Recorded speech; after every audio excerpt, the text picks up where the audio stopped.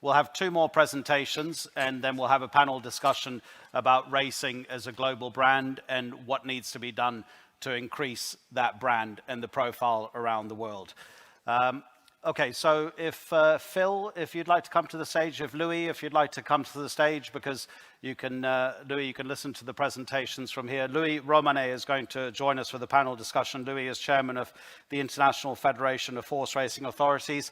Phil Lynch is going to be making a presentation, and Phil is CEO of media at Manchester United FC, and you don't need me to tell you, apart from the football, that Manchester United are the richest club in world football. Phil, if you want to go and have a seat, I'm going to invite Winfried to come back to the stage, because not only is Winfried, of course, the chairman of the Asian Racing Federation, Winfried Engelbrecht-Bresges is going to give a presentation now as the Chief Executive Officer of the Hong Kong Jockey Club. And the title of this, Winfried, The Creation of a Global Brand for Racing, the Challenge and Opportunity. So if you'd like to come back, I shall hand over to you again. Ladies and gentlemen, the chairman.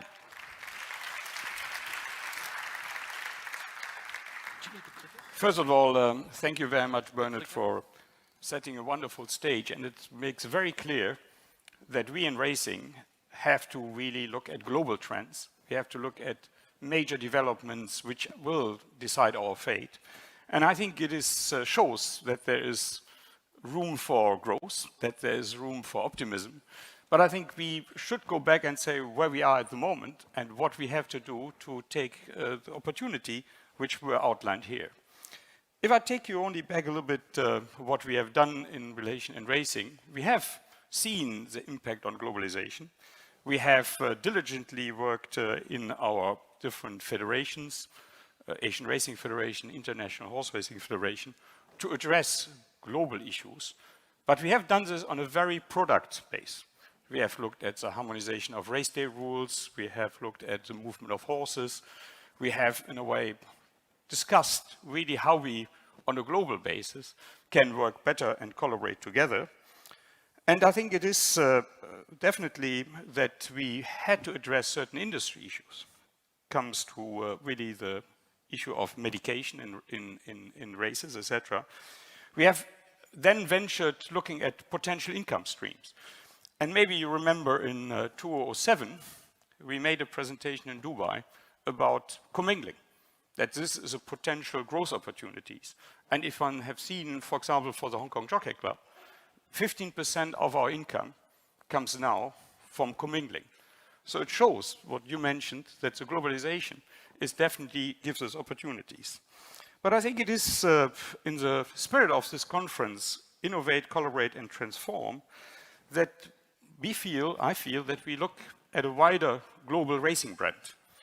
And I think it's important that we, in a more holistic way, develop this global racing brand. And this cannot be done only on individual racing organizations. One has to have a wider picture. And I think this is a major platform for growth and prosperity of the industry. But before we go into what could be the global racing brand, let's in a way go back what we were. We were in a way as a brand, horse racing has a long tradition. If I look at horse racing started 4,500 before Christ, which is a lot of people would lose out in a quiz if you asked. So 300 years ago, really racing started as a sport of kings. It was very clear what the brand was. And I think it gave us this royalty, it gave us a very good brand proposition. And I think it developed very quickly from the sport of kings to the king of sports, especially in a way from an entertainment perspective, because on this game, they develop wagering. And that had a very strong appeal. We were, as racing, the only game in town. We had ensured media exposure, front page, major coverage in newspapers. And I think it was probably what has made us a little bit complacent. Racing took this for granted. So I think if one looks now fast forward where we are now, I would be good to give an as-is assessment. What I think is our position at the moment? Are we still the king of sports? So if one looks at the as-is analysis on the status of racing, I would refer to statistics, to criteria. What does it mean to be popular? And I think, therefore, we have here commonly used evaluation criteria, where you talk about the global fan base, audience, TV viewership, TV right deals, priority on the internet, popularity on the internet, relevancy of a sport throughout the year, the average salary of athletes in the top leagues, endorsement and sponsorship deals, number of countries which a sport is popular, biggest competition and number of countries represented, then the access to the general public worldwide, social media response and presence, and prominence of the sport in sports headlines and in electronic media. I think that gives you a pretty good outset what our criteria are to assess the popularity. If one looks now at the results, what are the top sports rankings? And after a look at these rankings, one would see that the clear number one is football. Football has 3.5 to 4 billion estimated fan base. Then it's followed by basketball, cricket, and with approximately 2 billion fans. Then we have tennis, volleyball, American football. I think this serves as a very good reference what these brands have done to develop their fan base. And one has to say that racing is not any longer in the top 10. Not even if you look at criteria, it's a top 20. So this is, I would call, a wake-up call. Because when you look at the assets we have, that is definitely something we can revert. Football, in a way, as a highlight, why is football so popular? One is, in a way, it's the most accessible sport. Furthermore, I think football has really developed in a way with a lot of people around the globe kicking a ball. But I think the first really global player was Pelé, where people around the world identified, in a way, this was a beautiful game. And it is, for a lot of people, not only a game, it's a lifestyle. If you then look at the Football World Cup, it is watched by 3.9 billion, if you look at the FIFA World Cup. The final match is watched alone by 700 million. Football is the most popular sport if one looks at the social media. In social media, I think, again, the most fan on the social media are Real Madrid and Barcelona. Having said this, Manchester United, especially fueled by the mega TV deals, is by far the most valued sports club in the world. And if you look at the income, Manchester United is clearly ranking number one. It's at the moment at 800 million.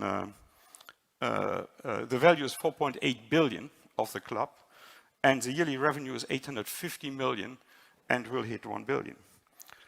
So now, in a way, after Pelé, if you look now, the stars with global appeal, it is very clear that football players, Messi, Ronaldo, Neymar, are real heroes. And everything they do, their lifestyle, is reported. It's not only what they do on the field.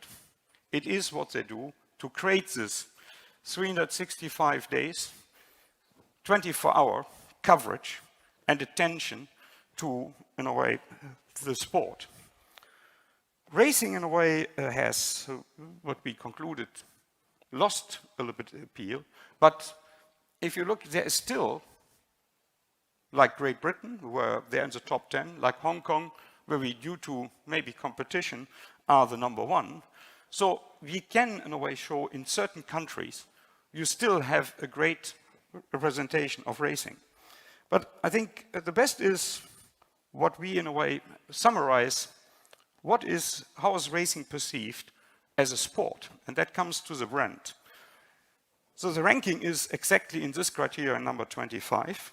And I think it's very important probably to understand what is, if you want to go to the next consumer segments which have growth potential, what is maybe holding us back. So horse racing is in the definition here, is one of the most ancient sports and enjoys a rich history. Being very expensive and historic in nature, this sport is not quite popular among the general public. Nevertheless, it does have its share of fans out there. It's mainly followed as a gambling sport. And I think this is something which I think we should note, that our brand is dominated in the view of a lot of people as gambling. And I will come later to the aspect why, even it is our live stream, why we have to change the perception if we want to reach out to the next customer generation. Looking at the market share we have in wagering, it has dropped. It is still significant. It is, if one looks at 2002, we peaked at 120 million global revenue in turnover. It has been flat. Our market share in gaming is 6%. And I think it's interesting to note when we talk about competition, there is, yesterday was a Supreme Court ruling in US which will open, likely, the market for gaming in the US, outside of Nevada, to sports. Especially in a way, the NBA pushed this issue. That will be a significant challenge and maybe opportunity at the other end for our US colleagues, because it's a completely different dimension of competition now in the US. But the conclusion is, when we look at where we are, it is very clear that we have to broaden our fan base. And I think it is that we have, in our opinion, and I will refer later to market research, clearly have the shift from gaming as a main brand to leisure and entertainment. And I think it's, and I would like to refer to some work we did in Hong Kong, which in a way, when we faced a significant decline of turnover, where our turnover came down from 92 billion to 59 billion. So what we looked at, what we have to do differently to obviously, in a very growing economy, why we could not tap into it. And I don't want to go too much in the detail of it, but it shows one aspect. We went into a very detailed customer segmentation. We wanted to really understand what the value proposition is, what in a way drives then potential growth. And we captured it practically in main segment like race that people who was looking for a lifestyle, racing as a lifestyle. Then we had a second major category, what we call racing hobbyists, and we had the money-driven regulars. And money-driven regulars only want to have wagering opportunity, don't give me an F&B experience, do this as efficient as you can. But what we could see that we were not tapping, especially in the value which were offered by, and I don't go into now the details of your description of which kind of customer groups you classify as pumpkins, etc. But we could very clearly see that a middle class, a growing middle class in Hong Kong, with significant spendable income, 85% of the population in Hong Kong has a gaming propensity, that was a segment we could tap in if we offered the right products, the right services, but more to offer the right experience. And that was where we, in a way, focused on these segments, especially if you look at the racing hobbyist with high valuable income. And when we looked then deeper into the 25 to 45, we could see they had an interest in racing, but they didn't want to go racing because we didn't have the right offerings, and we had the wrong image. We were seen as the racing uncles with newspapers, and this is nobody in this segment want to be connected to. So then with technology, heavy investment in technology, in experience, investment in the whole infrastructure from the race course, from CRM programs, we were able to shift this. But one of the key issues was we had to change our brand position. We had to be seen not only as hardcore gaming, we had to be seen as entertainment. And that was a key fundamental shift we did. And we, in a way, were clear the entertainment value we had to dial up, And we positioned racing as a sport, as a world-class sport. Because people in Hong Kong are very aspirational. They don't want to be associated with anything which is not top class. So these can be key elements and anchors has helped us in this brand. We have put the world-class racing sport into our purpose and core value statements. In the purpose statement, we state that we, in a way, as a world-class racing club, we act continuously for the betterment of the society. So we created with our, especially the connectivity to charity, we could shift our brand to. But the other aspect in our value system, and I want to only highlight this, is uncompromising integrity. Because this is a key issue for our sport, where we have, in relation to any other sport, an advantage. Because we have, in our sport, measures with racing control, with our intelligence we have, where we monitor the integrity of the sport, which not many other sports do with gambling. If one looks then at the outcome of this, and we had two aspects, world-class racing, and one can see that we have a significant improvement, especially in those segments who are non-wagering public, in relation to perceive us as world-class, and that they saw racing as a sport and not only as a gaming opportunity. And in a way, to dial up the entertainment element, that this is an option not only for the older generation, that this is an option for the younger generation. We developed a brand we call the Happy Wednesday brand, and this is every Wednesday a major attraction in the city, where in a way we have young people coming, and young people say it's cool to go to racing, which I think helped us tremendously in shift of the perception of racing being for the older, elder generation. And better than talking about it, I would refer to a video.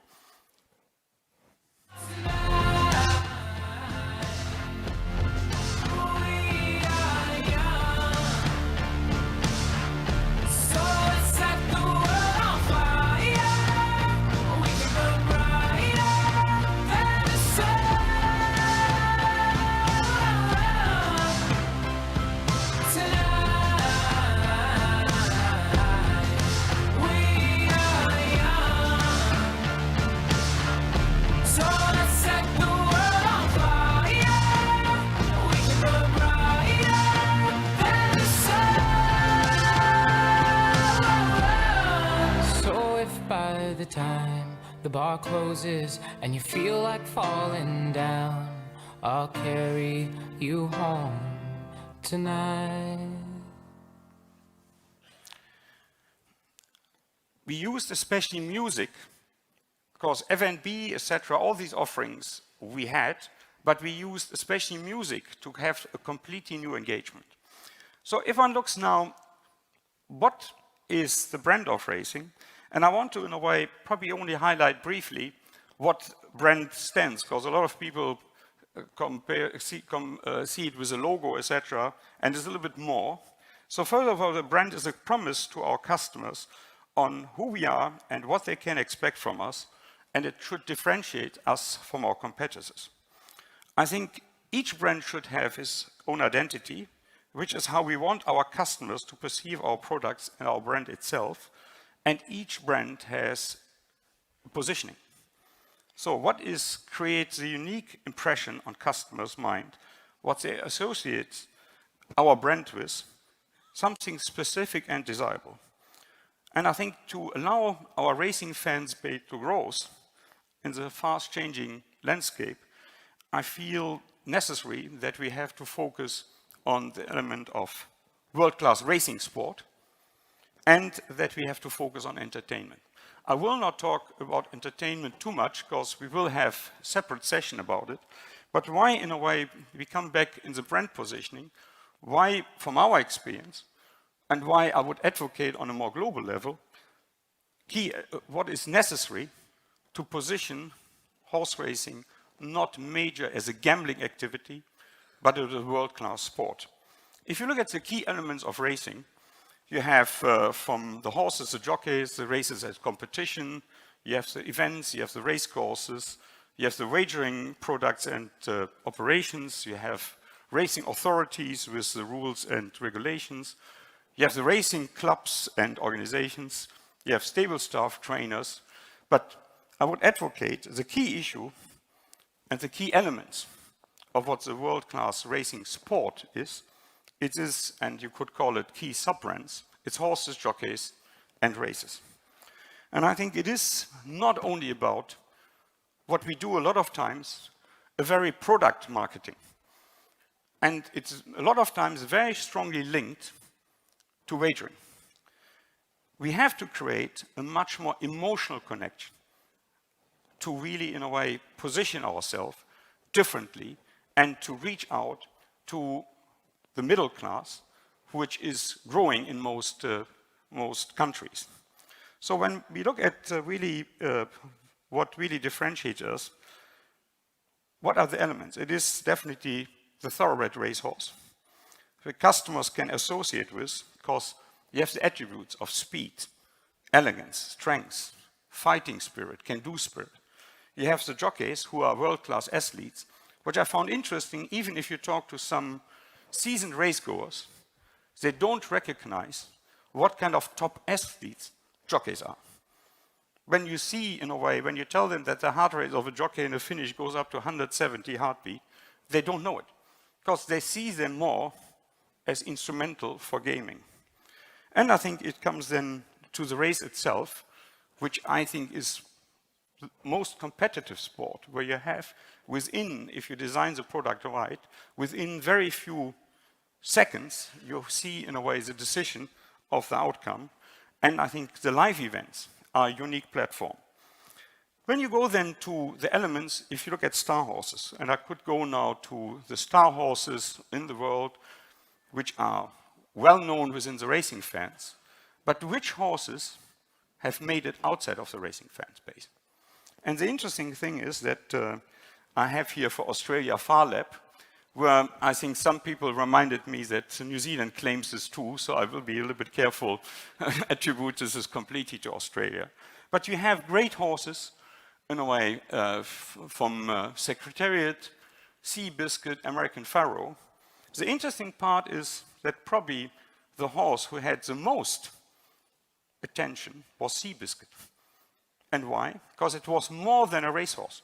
It was a whole story you could tell. Secretariat was a marvelous racehorse. Even I was, when we did some research, saw then when Nixon was impeached, still it made, in a way, the front page of the Time, etc. But if you look at Secretariat, if you look at Seabiscuit, he touched the heart of people. There was a story behind it. If you look at other countries like Brigadier Gerard, Nijinsky, Frankel, wonderful racehorses. But did they make it outside of the racing fans? You look at now Japan, deep impact of Favre, Kitty-san Black, only as examples. I would say that Japan has the strongest branding of the sport of a racehorse, for racehorses, where you have really followers, and this is something we can learn. In Hong Kong, we had some great horses, especially Silent Witness was a marvelous sprinter, the best in the world, but what reached really out while more people were attached to him was not his race performance. It was, he stood as a symbol during SARS, where people see it as hope, as the spirit of Hong Kong competitiveness. And if you look now at Australia, and coming back to a marvelous filly like Wings, racing fans around the world know her, but do they know her really? And have we be able to achieve to get her outside of the racing cycle, to get her, in a way, attachment to a wider fan base, which we then could leverage to attract them to racing? World-class jockeys.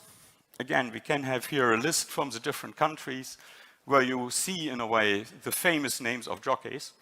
But which are the jockeys who really go outside of the circle of racing, where people identify them as their stars?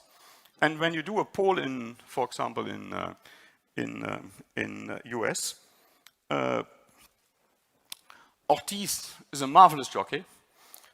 He won the most wins in 2016, had the highest earning in 2017, but he is basically not known outside of the US. The most probably impressive jockey people remember is Shoemaker. So why we have not been able to get outside of our circles? We have in a poll in UK would show even Brian Moore is very well known as a globe-trotting jockey. If you look in a way, his global presence is much higher, how he competes and where he competes than any other sportsman, but he is not well known out of the racing cycle. The one who is most known is still Lester Piggott. We have world-class events, and I can again highlight these world-class events we have, where in a way you have a following, not only in a regional base or fan base, which has a wider fan base, but I think if you look at really, and I want to take two examples, who capture a much wider audience. One is the Melbourne Cup. The Melbourne Cup is sporting-wise only a handicap, but it is a race who stops the nation. So why we have been able to, the Melbourne Cup, to capture this? From a commercial value, the Kentucky Derby is known as a brand outside of racing. And this is, in a way, the best thing is if you see at commercial value, there was a JP Morgan analyst recently valued the Kentucky Derby with 1.8 billion US dollars. And the rumor was that there was a takeover bid on the table for 2 billion to buy the brand of the Kentucky Derby. You can see racing has the ability to create significant value, to be outside of only the racing fans, but it is, in a way, something we more strategically have to work on. So what we have done, especially within the IGFA, in the partnership with Longines, what we have done in a way to promote our key elements of races, horses, and jockeys. So we have created the world ranking of the best 100 Group 1 races, the best racehorse rankings, and the best jockeys. But I would say it's very good. But what we do, we only talk to ourselves. We talk to the existing fan base. We have not, in a way, reached out to a wider fan base and portrayed them not only with figures, but how we create emotional connectivity. And that is what I would like to advocate, to think about a master brand which creates an emotional attachment, which in a way then fits into the lifestyle and the entertainment. If I look at this master brand, I would say the key elements we have, what we said, is the jockeys, the horses, and the races, which I think especially those wonderful sporting competition. But there is one element which is the basis and foundation of everything we do, and this is the integrity. That is the commitment to anti-doping, and last not least is horse welfare. Because if we want to go to a wider brand campaign on a global basis, if we have not these fundamentals in order, we will have not a chance to really to build a global brand. And I think it is this commitment to the highest integrity we have to have as a sport. We have, in a way, systems and processes, institutions in place to do so. We have done, in a way, a very, very strict definition of integrity in our rules. And I think we have to expenses that it's not only a rules, that is part of the value of every participant in the sport. That goes from trainers, jockeys, owners.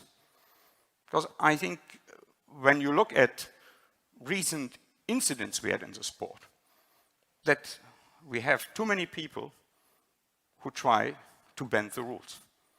And therefore, it needs a strong commitment from everybody in the sport as a value. Then the commitment to medication-free racing, an absolute must. And there is no room for any ambiguity, especially when it comes to prohibited substance, when it comes to anabolic steroids, which is an absolute hygiene for our brand. And the ARF has, again, in a way, a strong commitment, and we had passed yesterday a resolution to further, in a way, push this issue on a global basis. Because if you look at reputation, your whole global brand can collapse very quickly if you are not, in a way, focused on this issue. So what is the building of a global brand to a holistic brand strategy? One, I see the role of integrity is the role of the racing regulators. It is the role of federations like the IHFA, the AIF. But when it comes to building a global racing brand, I see this more in the field of racing organizers. And this global racing brand should position racing with its uniqueness of combining the riding skills of the top jockeys with the fastest, most elegant horse, the thoroughbred, and the most enticing competition, that's the race itself. We, in a way, have to create a much higher brand awareness of our equine stars. We have to think about not position these awareness mainly as a product. We have to create emotional attachment. And this is a significant change how we do our marketing and how this links to the overall brand we want to create. I feel strongly that we have, with the racing itself, with the competition itself, we have a real entertainment element which, in a way, creates excitement, which, in a way, you can only, in a way, really see and feel when you have to bring people to the races. So for the life stage is the key element in a holistic branding strategy too. But I think I only could say, when we want to go into this exercise, it needs a really strategic approach. It is not on an individual basis by one race course to another.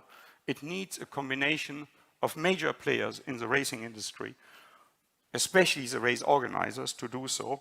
And I think we have a unique chance to create a really global positioning for racing. It would allow us to tap into different income streams, which, in a way, we definitely would need for a further growth. And I think that with the lifestyle position of racing, with really the entertainment positioning, that looking at the demographics, look at the potential we have, this is our unique chance. And I would, in a way, ask our major racing organizations in the world, the racing organizers, hopefully to be able to share, in a way, this vision. Secondly, in a way that we should share the same value if it comes to the integrity of the sport, but we have a unique platform which we, in a way, can really further expand to create a global impact of a sport we love and we are passionate about. Thank you very much.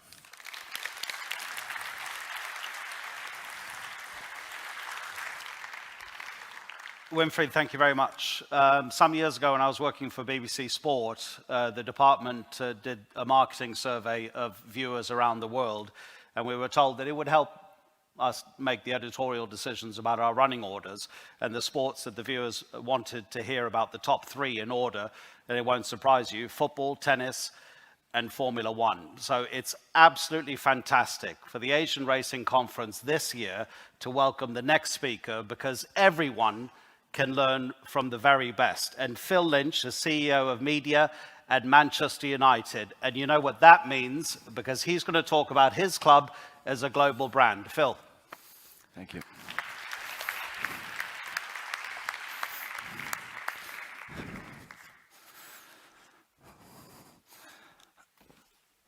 Hi, everyone. By way of introduction, my name is Phil Lynch. I joined Manchester United in January 2017 as the CEO of the media group, with a bit of the task of what we're speaking about this week in terms of how do we migrate and transition the business, given all of the different changes that are happening in the media landscape, and how do we stay relevant, and how do we stay focused on that consumer fan base, and how do we continue to grow it. Before we get into it, I would really like to thank Winfried for the hospitality. Had a wonderful day yesterday, really enjoyed the opening ceremony as well as the dinner, and had a wonderful trip through traditional Seoul yesterday, so thank you very much. And then to kickstart things, I think we'll start off with a video, but I think here is the clicker.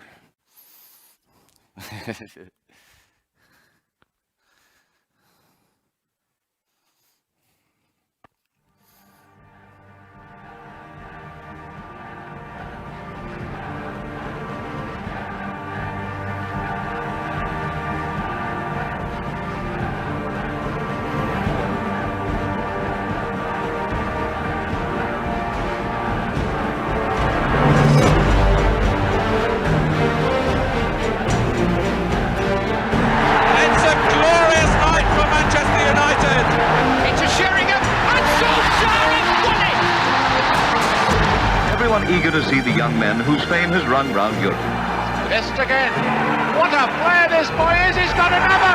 Scholes hits one. Oh, what a goal. But they've completed the most famous league and cup double in sport. And it's saved it. United again.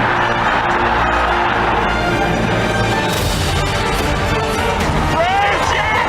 Yes, for Manchester United. United are the champions yet again.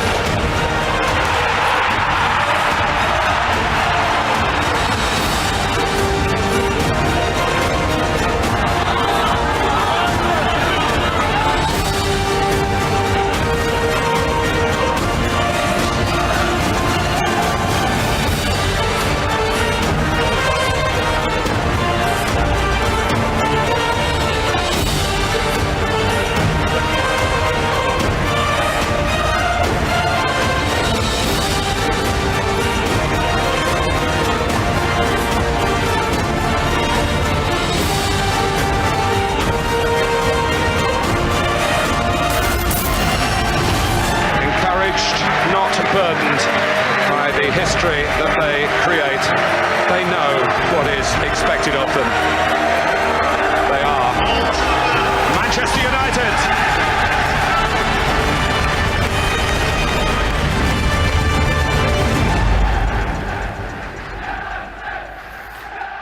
Great. So for context and a little bit of background, as I said, I joined about a year and a half ago. Prior to that, I spent about the first 15, or not the first 15, but the last 15 years, most recently running global partnerships at Yahoo with a heavy focus on sports. I heard Bernard's presentation earlier and was brought on there for about 2 years to manage the sale to Verizon. So it was good to get the Verizon piece in there. And then for about 10 years prior to that, I started and built the digital business at Sony Pictures. So, you know, as Winfried and I were speaking, we thought that it would be a great idea. You'll see some of these slides, and I think the brand attributes of the core business, which are obviously global reach and appeal, the history of the club, our commitment to youth, as well as obviously success on the pitch, are kind of throughout all of these slides. And I think I'll probably pivot a little bit more to speak to some of the operational tactics that Winfried covered this morning about how we address those challenges. So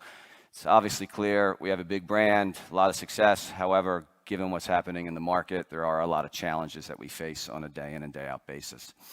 So moving on, I think if you look in terms of context, in terms of the value of sports, this is a very interesting slide in terms of the CAGR year over year of what the Premier League has seen in terms of growth of this traditional business.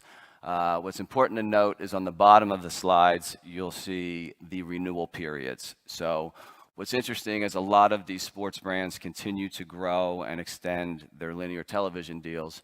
We, as a collective unit at the Premier League, have decided to keep those extensions kind of minimal because we believe that over time, despite what's happening in the TV landscape, the value of our rights will continue to grow.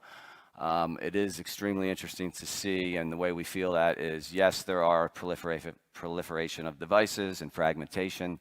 However, live sports is still what drives the TV industry. So whereas other sports, scripted dramas, can be DVR'd or TiVo'd or even a Netflix or a Hulu, live sports, people need to be there at the moment. They want to share the emotion and the passion that's happening during the game.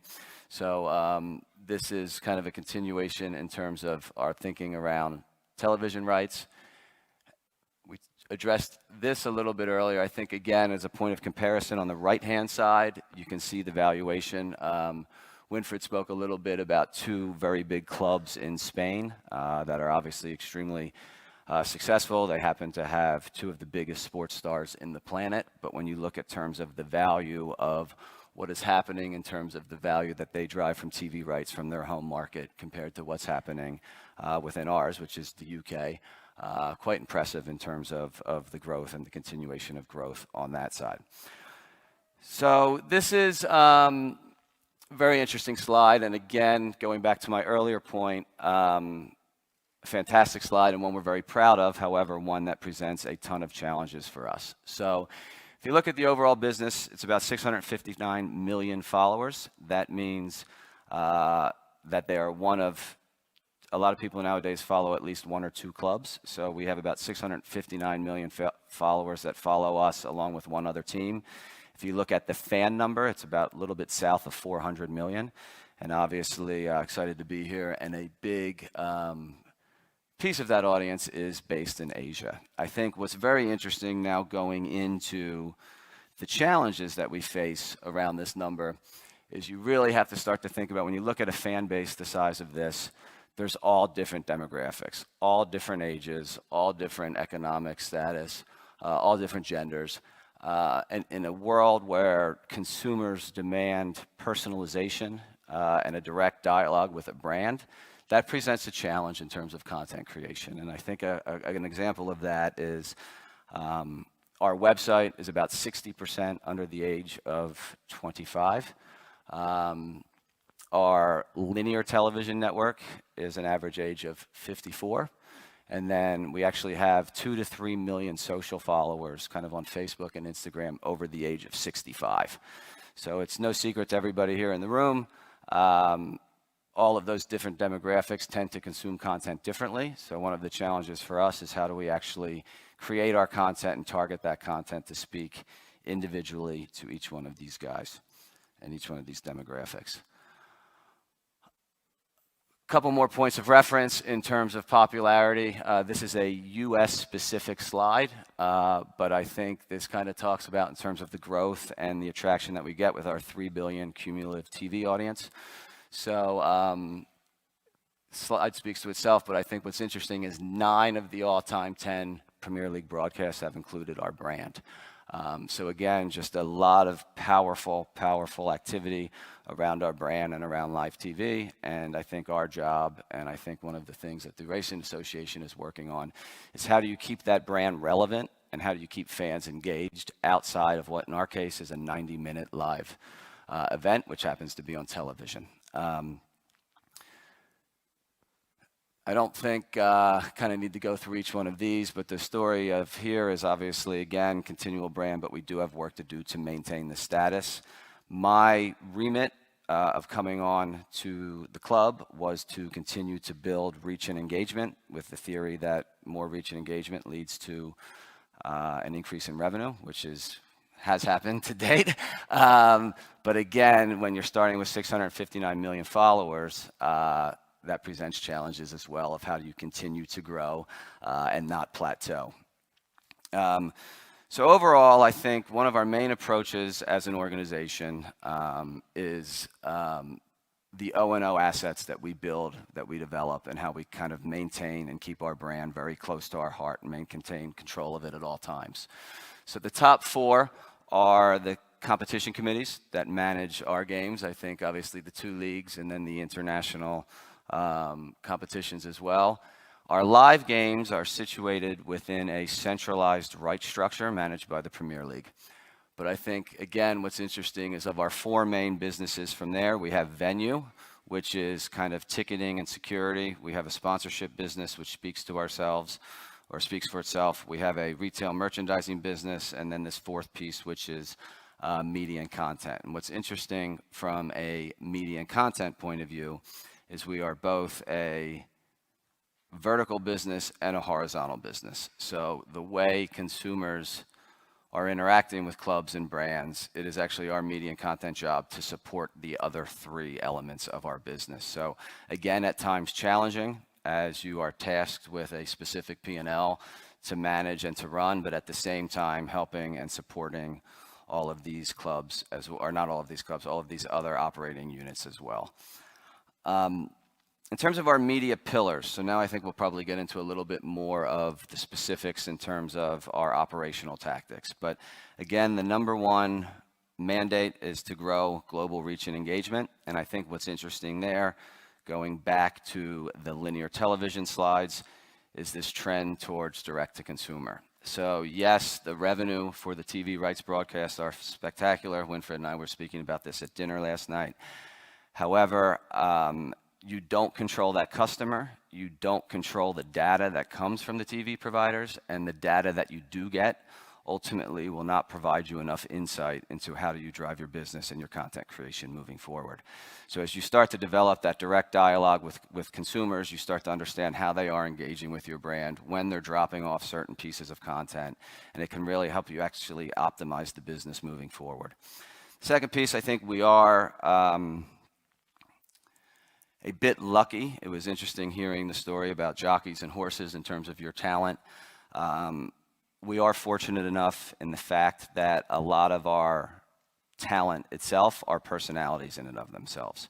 So we'll get into that a little bit later with an example that I provide around the signing of Alexis Sanchez. But what's interesting is there obviously are television networks globally, whether that be NBC, BT, Sky, that have access to our players as well. So it's not just about access, but it's about how do you create unique access, how do you create a unique voice and tone, because frankly, we don't want to just do what BT and Sky are doing. They are very well invested, they do their jobs very well, so it's about how do we create content that's a little bit more compelling or a little bit more different, and we'll get into a little bit in terms of the consistency of the voice and tone a little bit later. Goes without saying on the sponsorship side, global activations, as well as a scalable infrastructure. Unfortunately, I think for all of us, we're in a time where media in and of itself requires significant investment, both in terms of infrastructure, but as well as talent and resources. That was a question that I get quite a bit, that how is the American guy coming and running a media business at Manchester United? And I think ultimately the club was looking for insight from Silicon Valley to kind of help build these direct-to-consumer products and understand how those infrastructures work. And then ultimately cannot underestimate the power and the importance of data and analytics. And it's amazing, number one, the investment it takes to embed analytics correctly within your organization, but it will ultimately shorten your meeting cycles down by probably about 50 to 60%, because you'll sit around a table and you'll all have, you know, the individual focus groups of 2 sons or 2 daughters or my father. However, the data will actually give you the answer in terms of what content you should be creating and where it should live. This is a slide that to me is extremely important, because I think as you start to look at how you create content, it really needs to fit into your brand. So what you'll see here is on the left-hand side is a little bit more of our, what we refer to as off-site, or kind of off-network, which is kind of our social channels, as well as like a place like YouTube. And what you'll see is those places, because they are not our core O&O, they allow us to be a little bit more conversational, a little bit more fun, a little bit more celebratory, or very emotional. So these are also the platforms where you'll start to see, obviously, a lot more of the younger demographic. So it allows us to kind of be a little bit more fun and a little bit more clever in terms of what we're doing, but really driving that dialogue and that one-to-one relationship. As you shift over to our O&O assets, you see that there kind of starts to be a little bit more of a serious element here, where you kind of focus on that premium aspect, a little bit more immersive. I think what's interesting now on the left-hand side your guys left, the average attention span for the internet user right now is around 8 seconds. So when you're capturing them on these platforms, you have to kind of get to them very quickly, immediate. And one of the other interesting pieces around this is you're competing with time. So there was a time where we were competing with other sports products, other sports leagues, but that's no longer the case. As everything now is a function of time, you're competing with political elections, Game of Thrones, and it's a matter of if that individual is in their living room or on their phone at a particular time, what are they scrolling through? And if you don't happen to be in that feed at that moment, you're actually forgotten. So you'll hear a lot of conversations around frequency of posting, what is the kind of right level or frequency of when do you make content and push it to your users, and frankly, the answer is you cannot overpost, because what happens is you only have that one moment to capture users when they're in that feed, and if you're not there, they're completely lost. So again, we have a very interesting dynamic. We talked about it last night again at dinner. In terms of the right-hand side of this screen, we have a very hardcore, passionate audience, very UK-based, don't really want things necessarily to change or migrate, and they view things very much as a football club. You have a very large and emerging left-hand side, which isn't as maybe passionate or partisan as some of the folks on the right-hand side, but it's that balance of trying to keep both of them happy, because they're obviously both extremely important to us. But it's about keeping that balance right. Moving on, here's an overview of our social media connections. We're just shy of about 160 million followers globally right now. There's some interesting tidbits here. I know as we looked about football as a sport compared to maybe the NBA, we have more followers than the top 4 NBA teams combined. On MUFC, on Twitter, it's the most tweeted hashtag ever in terms of the platform that's been around for 10 years. We're the #1 football club on Sina Weibo and WeChat. We just launched on YouTube about 2 months ago, which I know is crazy. But for those of you that are Manchester United fans, you will know that we are very rarely first. But there was a great quote after we launched YouTube, which a lot of our clubs or other competitors have been on there for maybe 10 to 15 years. They had a great quote that said, Manchester United is never the first to the party, but when they come, they're always the best dressed. So what's happened in the first 6 to 8 weeks, we are the fastest growing sports channel that's ever been on the platform. And we continue to see growth. We've already surpassed all of the NBA teams. Within 5 hours, we surpassed every NFL team, as well as every Major League Baseball team. So again, there was a lot of thought in terms of what kind of corpus of content will we launch with. We launched with over 120 individual pieces of content. We did not repurpose content for Twitter or Facebook for YouTube. Or sorry, we didn't double post content. We actually repurposed it and made it specific for YouTube. And what's interesting here, and what I would highly suggest, is you can't look at these as kind of a bucket of off partner distribution. Each one of them has their own compelling and unique value proposition. So Facebook, for example, tends to refer a lot of traffic. Twitter happens to be now and news. Somebody like a YouTube is obviously more video focused, and Instagram obviously becomes more image focused. So as you start to look at each one of these platforms, you have to kind of individualize them and cut your content specific for each. So if the strategy currently is you create 1 2-minute video because you think it's good for a social network and you put it up on every social network, that's not a long-term winning strategy. You actually have to kind of think about how to address each one of them specifically. And for kind of points of context in terms of how we deliver this, despite 2 clubs having more followers than us, we are actually the most engaged football club in the world. And what happens in terms of the English Premier League, we are responsible for over 50% of the engagement that actually happens on all these platforms. So what happens is if you took all of the other clubs, Manchester City, Chelsea, Arsenal, Tottenham, all the way down to team number 19, and added them all together, they still don't have the amount of interaction that we have. And I think that's, again, by the focus and just the maniacal focus that we place on each one of these platforms. An example of this is when we did the Alexis Sanchez player signing. Obviously, player signings happening with everybody. Every team does them. What we did here, I don't know if anybody saw it in the room, but Alexis loves 2 things in his life, or 3 things: family, he loves his dogs, and he actually enjoys playing the piano. So we did an amazing unveiling where he was playing the piano in the middle of Old Trafford. And it broke all sorts of records. And as a point of comparison, it was 75% more interaction than what PSG got when they announced the Neymar signing. So, there's typical ways of you do the signing the contract, or you have him walking into the locker room. But the idea is we're trying to create this emotional connection with these users.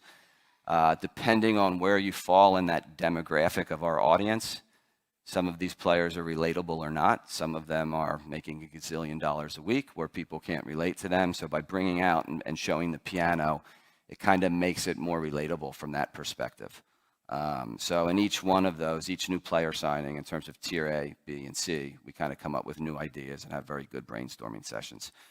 We talked a little bit about, YouTube already, so don't need to spend too much time focusing on that, although I would ask you to go on and subscribe. But MUTV is a very interesting opportunity for us as well. So for those that don't know, MUTV is a 20-year-old television network, has historically been focused in the UK with a very passionate fan base, and then as well as linear distribution globally into about 35 million homes. When I first joined 15 months ago, I said, all right, that's fantastic. Can I look at the data? Who's consuming what? What are the day parts? How are everybody? What's working, what's not?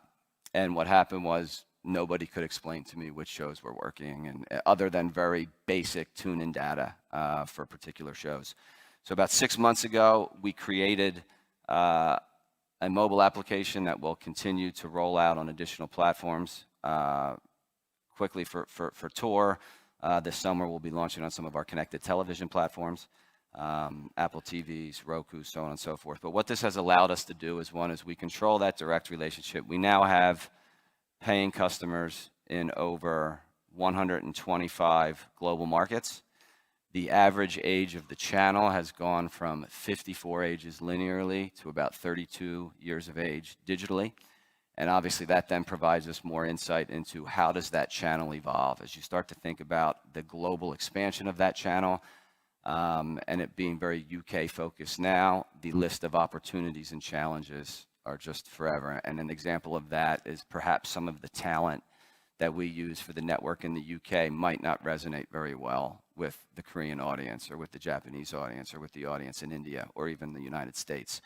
So as we're going through a lot of that thinking now in terms of identifying particular talent and splitting that feed into multiple regions so we can optimize time periods as well as content, particularly maybe even launch geo-specific content linearly throughout that system. So another interesting thing for this is we don't control our live games, which are distributed linearly with the EPL, but we do secure the rights and keep the rights exclusively for our summer tour games on here, as well as we're trying to build that expectation around live programming. We've secured the rights for several World Cup qualifiers, as well as these most recent friendlies, but we just want to build that experience of people coming to the channel and realizing that there's going to be live football there. These are some of the partners globally of where we've distributed in terms of those 35 million homes. This is, we had already spoken about that. And then ultimately, Man United and our mobile app. For those that are fans, we have a very old website. It hasn't been updated in about 10 years. However, as of last week, we just released a beta version of that site, which is beta.manunited.com. And that's obviously a lot more focused on this younger demographic, snacking on content, more immersive, very interactive. So very excited about that. And with that will also come a new, and the first time ever, that we would have a global mobile application. So a lot of exciting opportunities there. And then ultimately, again, speaking to multiple demographics, we still do invest in print. We have a match day program that we release at least twice a week, which is 100 pages of very premium long-form editorial content. There is discussions about how do we kind of maybe put that behind a registration wall, because I think what you're going to start to see now with privacy is you really want to drive users behind that registration wall so you know who they are, you can target them effectively.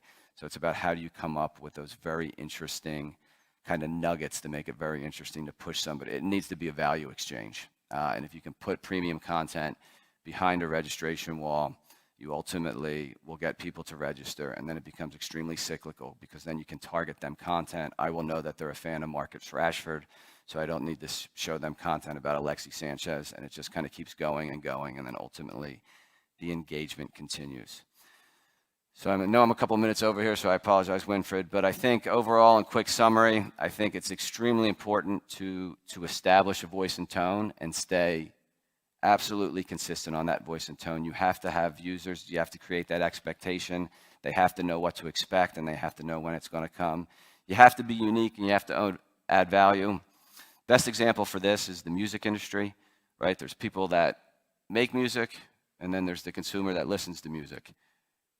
And if in between there, if you're not doing anything to help that process, you're kind of worthless. So you obviously have to add value. There's too many options out there for consumers now. Think globally, act locally. I think what's interesting here is we translate our content in over 20 languages, which again is a Herculean effort, but it's very important to do in terms of making people feel like we're speaking to them directly.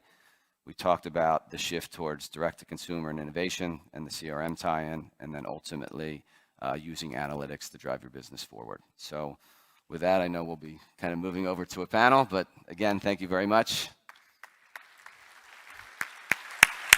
Thank you. Great. Thank you. Lovely. Phil, thank you very much indeed. So instruction from the world's richest club. And as I said, we can all learn from that, can't we? So you've met three of these gentlemen already, and I introduced Louis, but Louis Romanet, who is here with us, chairman of the International Federation of Horse Racing Authorities. So Louis, shall we start with you, as we haven't heard from you yet? I'd like to, if you don't mind, take you back 10 years. Start in 2008, briefly. Give us an explanation of the strategies that racing has employed in terms of branding to bring it to where it is today. I will go back a little more and start in 1968, 50 years ago, when I left the university, who was on strike with all the students in Paris, as you remember, protesting for their freedom. I'm from the generation of the baby boom, even if I don't look like now a baby. And I must say that I stayed there because there was nothing else to do while racing was going on during the strikes, which shows that it can be stronger than what happens in your country. The fact that every activity was stopping one after the other, and we in fact stopped racing because of the lack of police and security.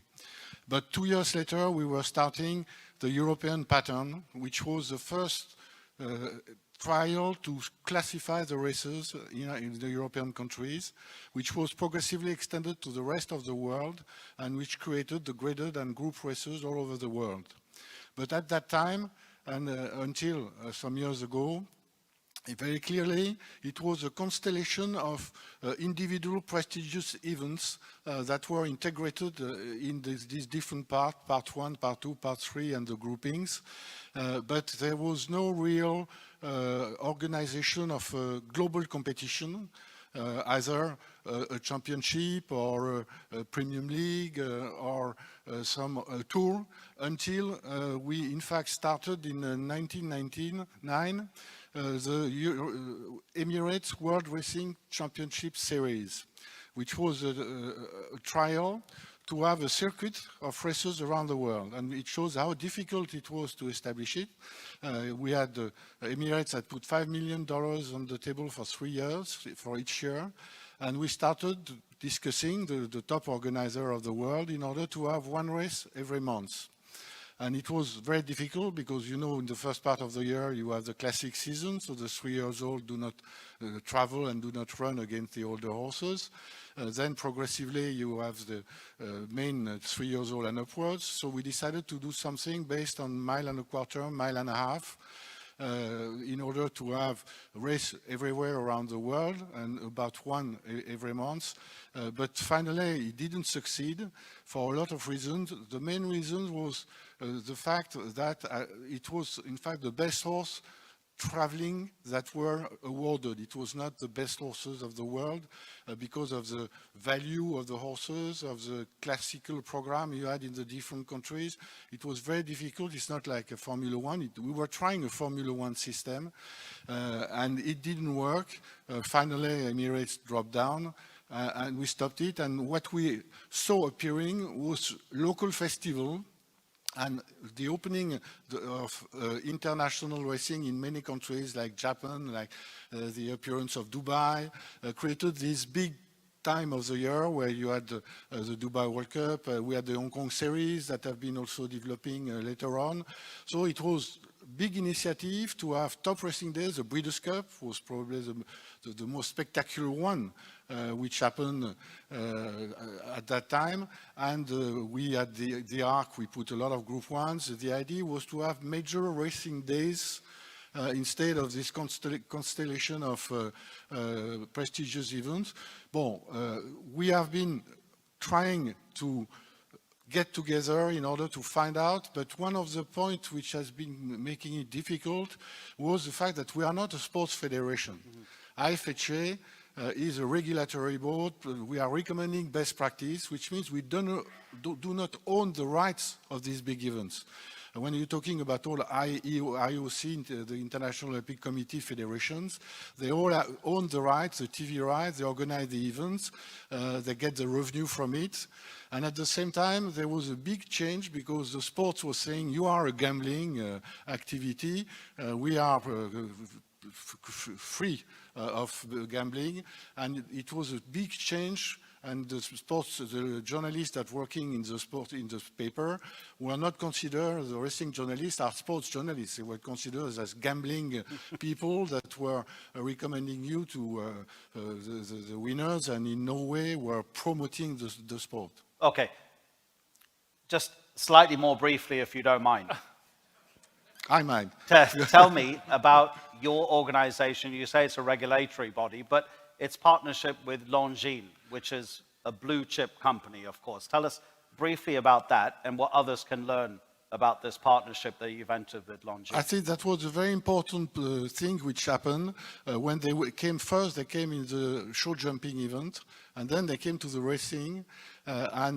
Clearly, the very important part was that we are the only sports in the world where you have male and female competing together against each other, whether it's athletes, human athletes or horse athletes.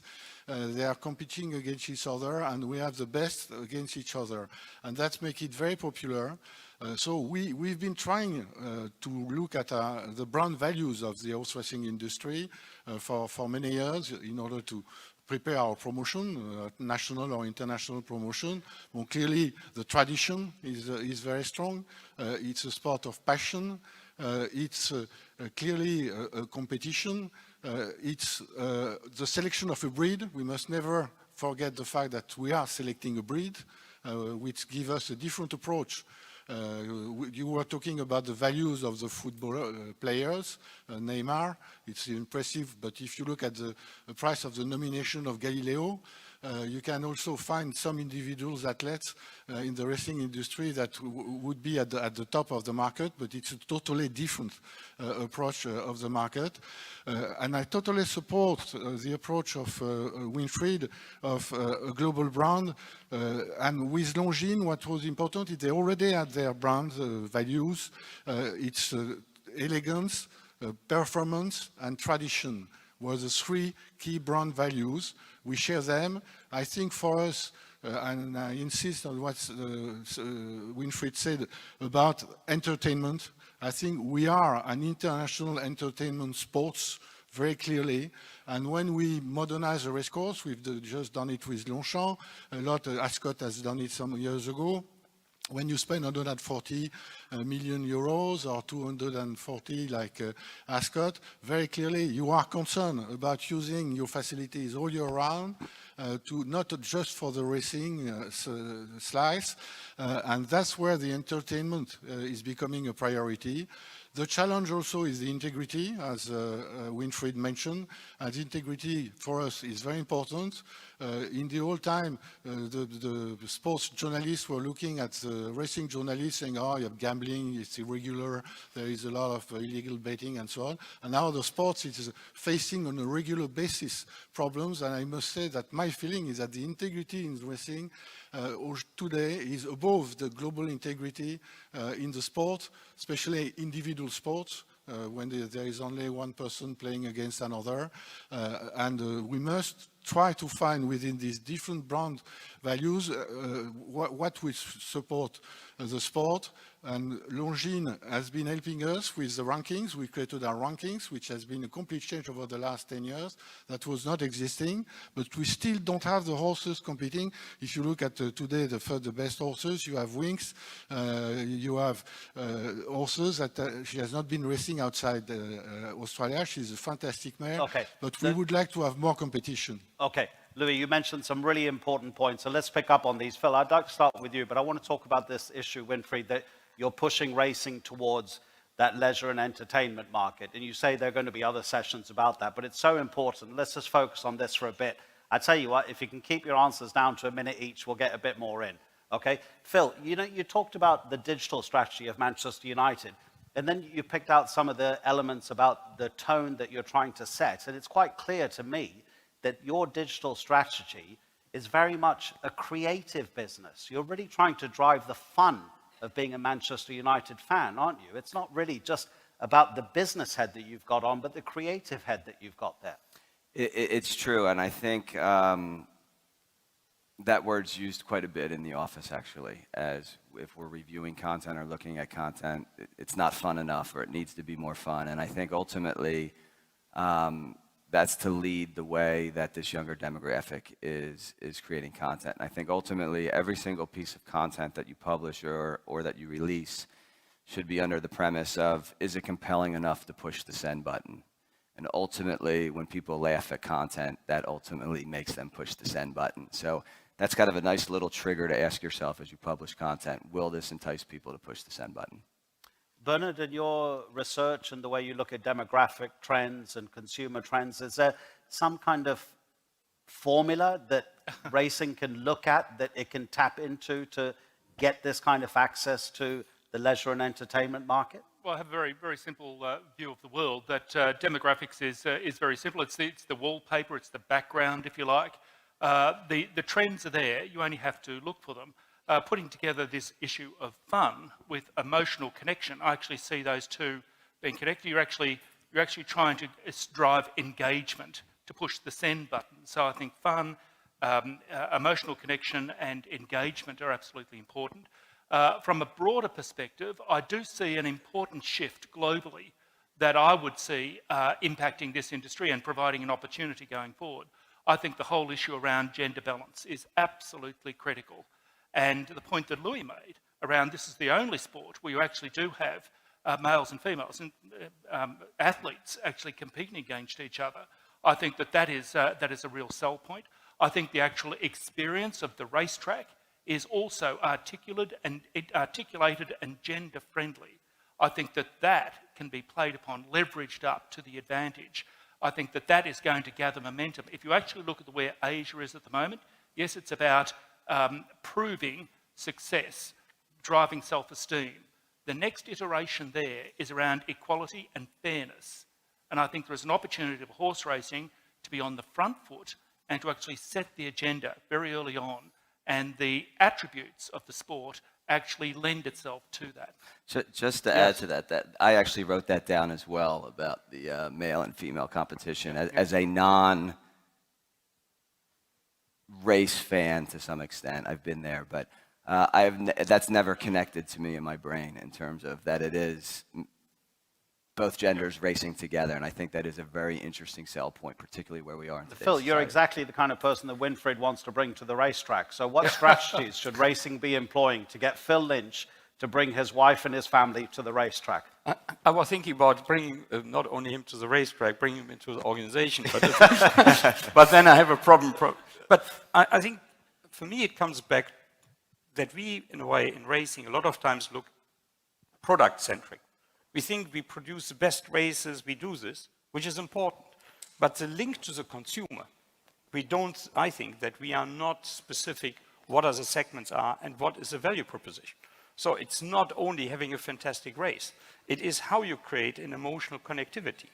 And we have in Hong Kong started this journey, but besides what we do on the racetrack, the 24-hour engagement, the positioning for the different segment, the message for the different segment, has to be much more articulated. And what Phil says, it is in the end about fact-based decision-making. So in racing, we have to change to a much more business, consumer-centric approach than a product approach. We have, for example, when we created the Happy Wednesday brand, I brought somebody in who comes from the music industry, who's not within the organization, because he would be too creative and he would be very difficult to manage within an organization. So you have to have a much more outside-in look than what we do in a way from inside out. And that's probably the fundamental issue. We have good value propositions, we have created success, but I personally think on a global basis, we have to really change the perception how we work on this. And I think it's difficult in racing authorities to do it. I think it's more in a way that those who produce the events, who in a way have the live events, that they have worked broader together to create this kind of brand and the emotional connectivity. Is it a matter of giving creative license, giving permission to be creative? I thought, Phil, the point you made about the piano, having the world's best player who plays the piano and then thinking, well, getting him to play the piano in the middle of Old Trafford, that is creative inspiration. Yeah. That if you are a traditional thinker focused on product, you kind of don't think of that. Yeah. So it's actually giving permission to be creative. Understand about controlling creative people, but maybe that's where we need to go. And in the end, if that can create emotional connectivity, and as I understand it, that creates extraordinary emotional connectivity with your fan base, added value.